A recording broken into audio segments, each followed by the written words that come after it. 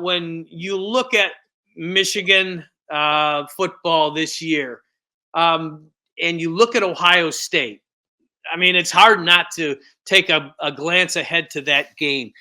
Somebody pointed out on our board that the Buckeyes, their first, I don't know, probably 80% of their recruits that have committed are on the offensive side of the ball, and it really feels like they overemphasize the offensive side Yeah. rather as opposed to the defense at this point. Yeah. Are the Buckeyes going to be able to have enough defensively to slow Michigan down? They certainly Yeah. did for a half last year, but it did not hold.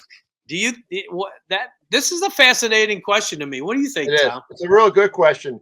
And it takes me back to Big Ten Media Days where that guy Ryan Day was getting drilled by his bucknuts. All those Ohio State media guys asking about this Jim Knowles dude who's coming from Oklahoma State. He's the savior on the defense as a DC, right? Jim Knowles defense. And so they're asking all these questions. It's almost like interrogation because it's not like Oklahoma State and the Big 12 for that matter is known for defense, right? So they make this hire, and you saw the Michigan Ohio State. You were there. I mean, come on. I mean, it's like wow. It was like Swiss cheese, and they were given cover zero, and all of a sudden Michigan was getting big plays.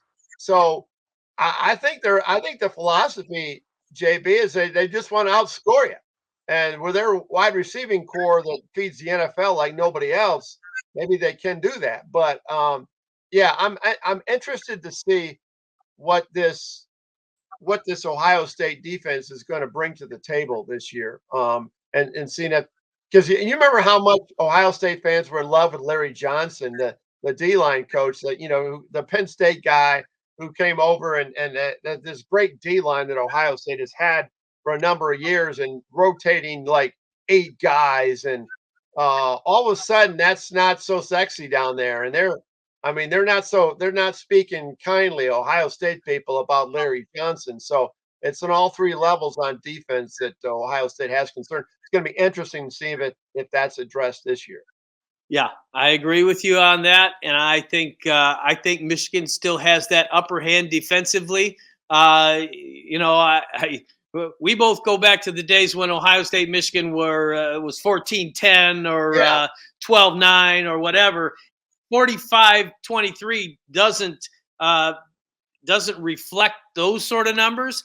But I'll tell you what, if you have a team that scores 50 on everybody on average all year long, like the Buckeyes have done the last couple of years, and then comes into the Michigan game and can't put up 30, despite a coach saying we're going to hang 100 on the Wolverines, that's defense. That's really good defense against a team that has been just a powerhouse offensively. So I like the position that Michigan is in right now defensively vis-a-vis Ohio State. They've got to come out and do it again. Maybe they'll get a little snow again, and maybe Ohio State will have more excuses like we've heard the last couple of years. But anyway, we're going to keep a close eye on that. Any final words, Tom, before we wrap this thing up?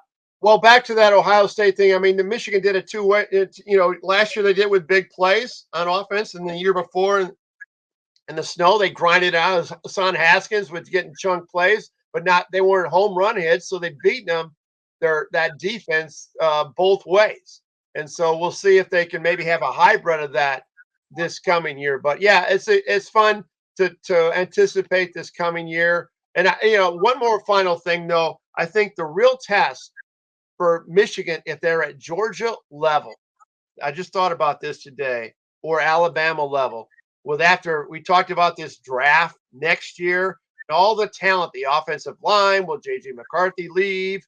You got your 2 running backs, so they're going to be out of there. I mean, there's going to be a huge turnover with this great recruiting class.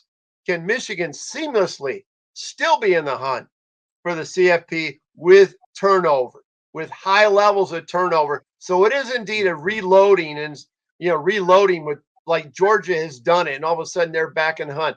That's when we're really going to find out, John, if Michigan has arrived at talent level to compete with the big boys.